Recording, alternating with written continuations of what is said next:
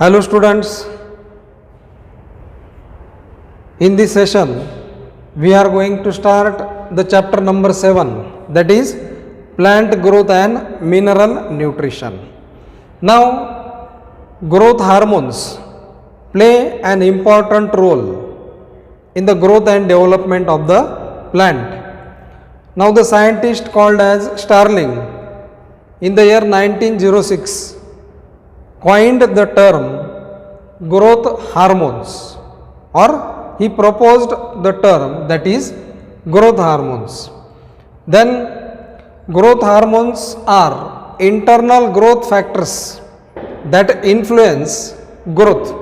So these are the internal growth factors produced in a plant which help in proper growth and development of the plant and are called as growth promoters or growth regulators. So these internal growth factors are called as growth promoters or growth regulators. Now growth hormones are of two types, that is some hormones propose growth and or promote growth, while some hormones stop the growth. Such hormones which stop the growth are called as growth inhibitors, and the hormones which promote the growth are called as growth promoters. So growth promoters are auxins, then gibberellins, then cytokinins. Similarly, growth inhibitors are ethylene and abscisic acid. Then the two scientists, Thiemann and Pincus, in the year 1948 proposed that plant hormones are organic substances produced by the plants. So plant hormones are the organic substances produced by the plants which affect the growth or physiological functions of the plant. So growth hormones are essential for proper growth and development of plants. Then the scientist called as Phillips in the year 1971 proposed that the growth hormones are transported through the phloem parenchyma. Now you know that phloem parenchyma is a tissue of phloem, and phloem carries the transportation of organic solutes or food material. So the tissue of the phloem called as phloem parenchyma is responsible for the transportation of hormones, and this was proposed by the scientist called as Phillips in the year 1971. So growth hormones are the substances produced by the plants for proper growth and development. Now we will study about the different types of growth hormones found in plants. Now the first growth hormone found in plants is auxins. The term auxin was first proposed by the scientist called as F.W. Wendt in the year 1931. Then the two scientists, Kogel and H. Smith, in the year 1931 isolated auxin from the urine of the patient who was suffering from the disease called as pellagra. Now pellagra is a type of disease caused due to the deficiency of vitamin B3, and due to this disease the patient shows different skin infections, then the patient suffers from diarrhea. So these two scientists, Kogel and H. Smith, in the year 1931 isolated auxin from the urine of the patient suffering from pellagra. Now plants produce auxins in the meristematic region. Now in meristematic region, meristematic tissue is present. you know that meristematic tissue carries the process of cell division and it helps in the growth of the plant. So auxins are produced in the meristematic region and then they are transported to the different regions of the plants and accordingly they are utilized by the plant. Some common auxins found in plants are indole 3 acetic acid, that is in short called as IAA.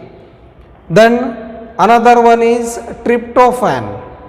Now some synthetic auxins are also produced by man and they are used in plants. So some synthetic auxins produced by man are IBA, that is indole butyric acid. Then NAA and its long form is naphthalene acetic acid. Then 2,4-D. Now the long form of 2,4-D is dichlorophenoxyacetic acid.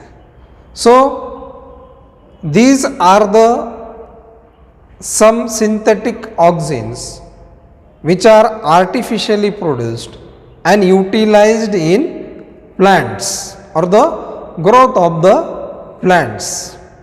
Now we will study the physiological effects and applications of auxins.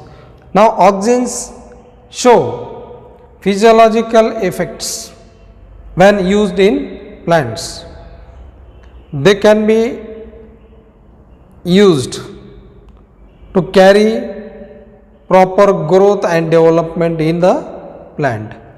Now some of the applications and physiological effects of auxins are, the first one is apical dominance.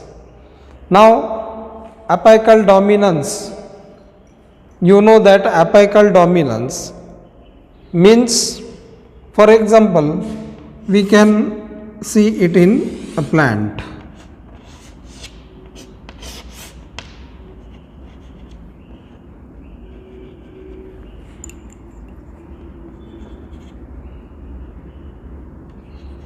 Now here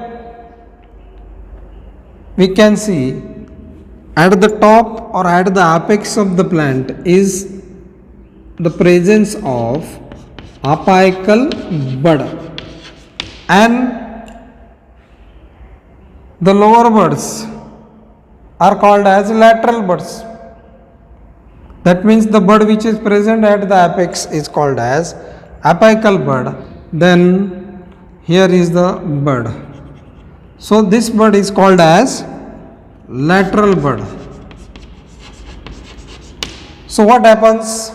Apical dominance means auxin is produced in the region of the apical bud and due to which the apical bud grows than the lateral buds.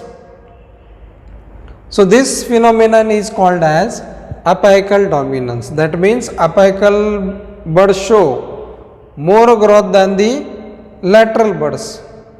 But when suppose if we remove this apical bud, what will happen? The auxins will be utilized by these lateral buds and then these lateral buds will grow properly. So the apical dominance is shown due to presence of auxins. Then auxin carry the process of cell enlargement. That means it helps to increase the size of the cells during the process of growth. Then auxin stimulate the growth of stem and root. That means when or in a newly produced plant, auxins will stimulate the growth of the stem as well as a root in this plant. Then auxins are used in tissue culture. Now you know that tissue culture is the process of growing small plantlets in the laboratory by using a tissue or cells. So when these tissue or cells multiply and when oxygen is used, so due to the use of the oxygens, the cell multiply quickly and they produce a undifferentiated mass of cell called as callus. So oxygens are used to carry quick cell division and to produce callus in the technique of tissue culture. Then 2,4-D, a type of oxygen, is used as herbicide. Now herbicide means it is also called as weedicide. Now weedicide means to the substance which kills the weeds. It's called as weedicide or herbicide. Now 2,4-D is used to kill dicot weeds. Weeds are the unwanted plants found in the crop field which compete with the crop for mineral than water. So to eradicate or to kill the weeds, herbicides or weedicide like 2,4-D are used, and 2,4-D kills only dicot weeds and does not harm the monocot crop. So it can be used in monocot crops to kill or to eradicate weeds. Now parthenocarpy means, parthenocarpy is a process of formation of seedless fruit. So to produce seedless fruit, oxygens are used in plants like orange, grapes and lemon. Then oxygens promote cell division in the tissue called as cambium. The cambium later on, you know that cambium is a type of meristematic tissue and oxygens promote cell division in cambium. So to carry proper growth of this cambium tissue, oxygens are used or they are helpful, and cambium later on differentiates into the two tissues, that is xylem and phloem. You know that xylem functions to carry water and phloem functions to carry food material. Then oxygens are used in cutting. Now in cutting means, for example, you know that different plants like rose then hibiscus are grown by using stem or branch.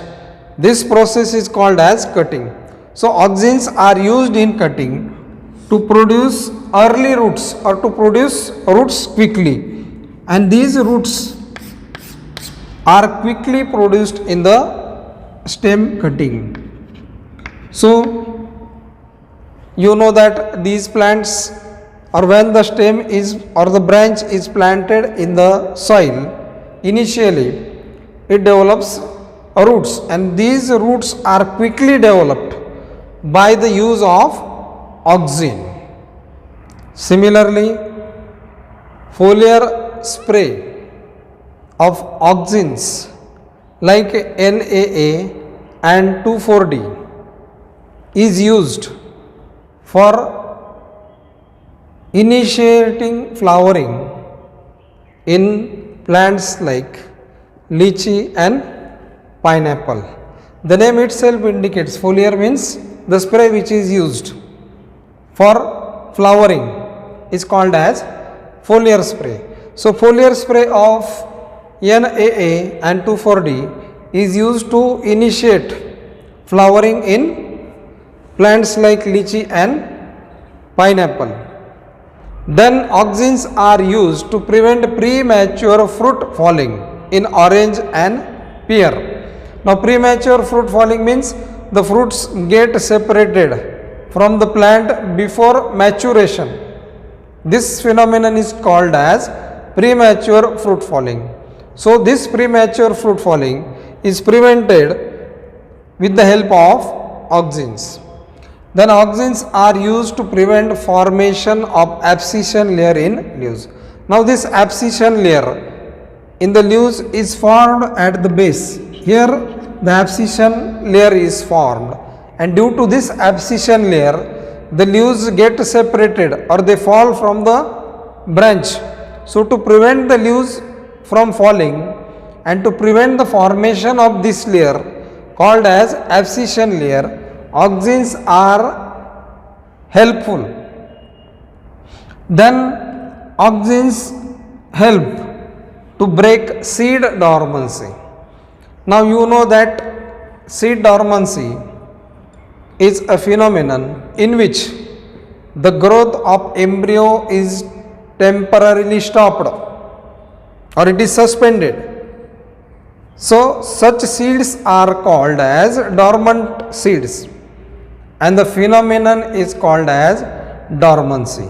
So in some seeds, even though the environmental conditions are available for seed germination, the seed do not germinate. So in such seeds, auxins can be used to break the seed dormancy.